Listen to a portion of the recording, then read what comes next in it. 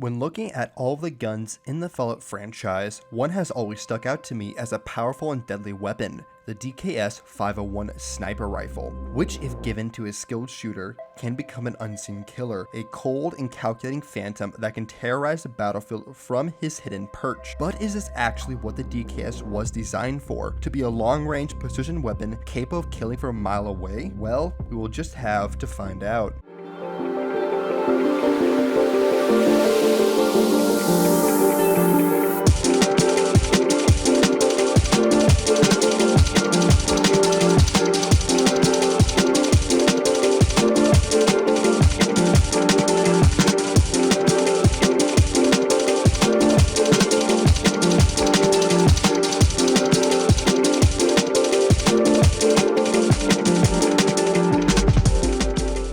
The DKS-501 is a mass-produced, semi-automatic American scoped rifle that was heavily utilized during the Sino-American War. It is light and agile, designed with a skeletonized stock to reduce weight that melds into the semi-pistol grip with thumb hole to give the shooter a firm grasp on the rifle. The body is stamped steel for production expediency and to keep weight down, with multiple fastenings protruding from its flush surface, including an integral bipod at the front of the receiver that folds back to act as a handguard. The barrel is 24 inches long and is free-floated within a heat shield to improve accuracy, while a large flash hider shrouds the bore to help reduce the muzzle flash after firing. A fixed 3.5x zoom scope is mounted on Picatinny rails atop the receiver with either a fine open crosshair or a mil dot depending on what was available. The rifle appears to be recoil operated, as no gas system can be seen, so the design utilizes either the tried and true roller delayed blowback mechanism as discussed with the R91 assault rifle, or more likely a short recoil mechanism where the barrel and bolt recoil backwards for a short period of time to unlock the bolt, which then travels freely backwards under inertia, ejecting the spent casing before the bolt returns under spring pressure to pick up a new round and lock into place again. Recoil operation was chosen purely to keep weight down and shift the center of balance backwards closer to the shooter for ease of handling, as a gas tube and piston can easily add a pound or two to the rifle, especially out near the muzzle, and thus bringing the center of balance further away. As you can see, the rifle is a bare bones simple design that is meant to be easily used, but still a deadly weapon that feeds from a 5-round detachable box magazine that is loaded with 168 grain 308 Winchester rounds, each of which leaves the muzzle going an astounding 2,700 feet per second and hits with a bone-shattering 2,700 foot-pounds of energy, way more than enough to kill somebody and potentially the person behind them, as well as the 308 is known to be able to punch through cinder blocks. Operation of the rifle is very user-friendly. The integrated bipod locks vertically in place, and each leg is spring or hydraulically loaded to give the shooter a stable platform on uneven ground, especially when the base of the pistol grip is used as a third point of contact to keep it level.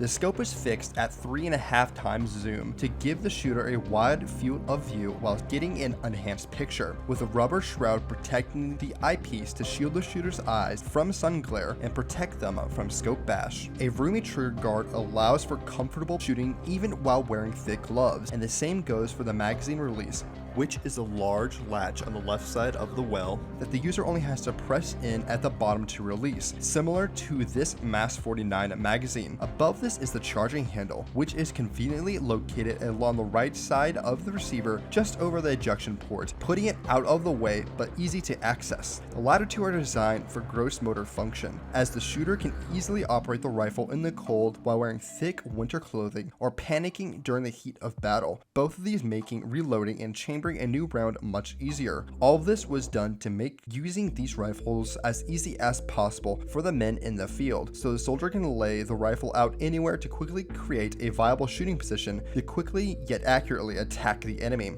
although shooting it from a kneeling position without the bipod would be a common practice. There are 4 special versions of the DKS-501 across the Fallout franchise, 2 in Fallout 3, the Reservist and Victory rifles, and 2 in New Vegas, the Gobi Campaign Scout and Christine's COS rifle. The Reservist rifle was unsurprisingly used by U.S. Army reservists who were deployed to Washington, D.C. on the night of October 22, 2077 as a part of the National Catastrophe Relief Auxiliary. This rifle was modified with aftermarket parts that were both stronger and smoother, giving the rifle 50% more durability and a slightly faster rate of fire, but uses smaller magazines with a limited 3-shot capacity. Post-war, this rifle was recovered and used by many wastelanders until it found its way into the hands of a drifter sheltering within the Dixon Tabernacle Chapel. The Victory rifle was produced as a commemorative token for a general or museum after the victory in the Battle of Anchorage. It's a very high-quality DKS-501 that was manufactured with the finest materials to give it an expected service life 3 times longer than the average rifle. It appears to fire special soft point or hollow point .308 rounds that have the chance to rapidly deform when impacting a target, knocking it to the ground with a critical blow. Since the bombs have dropped, the Victory rifle has been looted and taken to the sniper shack overlooking a deep valley, where the rifle has presumably taken many lives.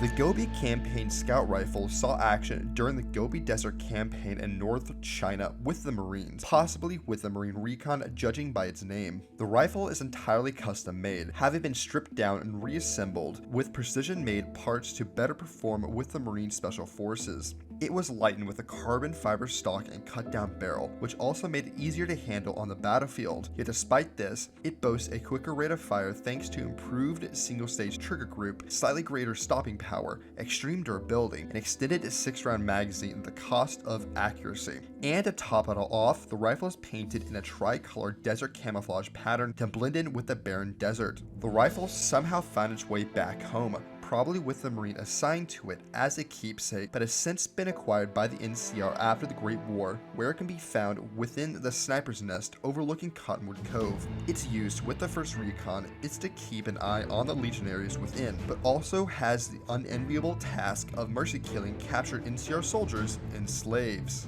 Christine COS Silent Sniper was used by Christine Royce during her operations with the Circle of Steel, a sub-organization within the Brotherhood of Steel that deals with internal conflicts. Christine has modified the rifle to reduce its weight by over 2 pounds and attached a large suppressor on the end, boosting damage and durability, but significantly reducing the rate of fire. Christine utilizes this rifle in many of her missions, most notably while hunting the rogue Elder Elijah from the Mojave chapter. This took her into the Big MT, where she lost her rifle after being ambushed by Elijah next to the Little Yangtze internment camp, where it now rests within a small ruined shack leaning against a wall along with many of her supplies. To most, the DKS would sound like a perfect sniper, being an accurate, long-range, and fast-firing rifle. Personally, I think it fits best with the designated marksman role. These are sharp-shooting rifles with decent accuracy that are given to the best shot within a unit to give a level of extended reach and precision at the squad level to pin the enemy down, in a way fulfilling the same role as the light machine gun, but substituting volume of fire for outright accuracy to keep the enemy's heads down. We can see the DKS being used this way during the simulated Battle of Anchorage and Operation Anchorage, with the Strike Team Sniper Unit assisting you by shooting targets at long range and firing through bunker windows while moving with your Strike Team, which would be the main job of a DMR, to counter machine gunners and other crew-served weapons that normally wouldn't be able to outrange your average infantryman, especially within fortifications where only the machine gun barrel is visible through narrow firing ports. To demonstrate a designated marksman rifle, I have pulled out my PSL to compare it to the DKS-501. It also has a skeletonized stock, low power 4x scope, 30 caliber ammunition, 24-inch barrel, right size charging handle, and muzzle brake, with the main difference being the PSL likes a bipod, it's gas operated, and feeds from a 10-round magazine, firing the 7.62 by 54R, which is nearly identical to the 308, both being called full-powered cartridges, which are designed for power and range, with both of these rounds easily being capable of killing out to 2,000 plus yards. On a side note, the 7.62 by 54R would have been the Chinese full-powered cartridge in the universe. The use of designated marksmen only exploded as the Sino-American War drew on. Brutal World War I as stalemates of extensive zigzagging trench lines opposing each other around Anchorage, where designated marksmen kept the Chinese cowering scoring by taking well-aimed pot shots at anything resembling a human form, and especially during the intense urban warfare of Shanghai and Nanking, which is where the marksman truly became an invaluable part of the war effort because they had a disproportionate effect on the battlefield, with the ability to lock entire avenues of attack down by picking individual communist soldiers off as they moved through the rubble, especially during an attack where the marksmen with their excellent DKS turned every road, intersection, and courtyard in reach into mass graveyards, effectively giving the Marines within these cities a large buffer zone by forcing the Chinese to keep their heads down and out of sight or risk joining the dead. Post-war, the DKS is few and far between in the wastes. Most were overseas when the bombs fell, with the few that remained stateside being held within armories on military bases, or with National Guard units that were deployed across the country in an attempt to maintain order during the severe social unrest that characterized America. What few rifles remain are still prized for their accuracy and stopping power, especially by the mercenaries, raiders, and militaries that are able to get their hands on and become proficient with them. So that is the DKS-501, a nifty and amazing sniper rifle that is, in my opinion, one of the best guns in the game. If you like my assessment or have an opposing opinion, leave it down in the comment sections below. Don't forget to like and subscribe as well, and I will see you in the next video.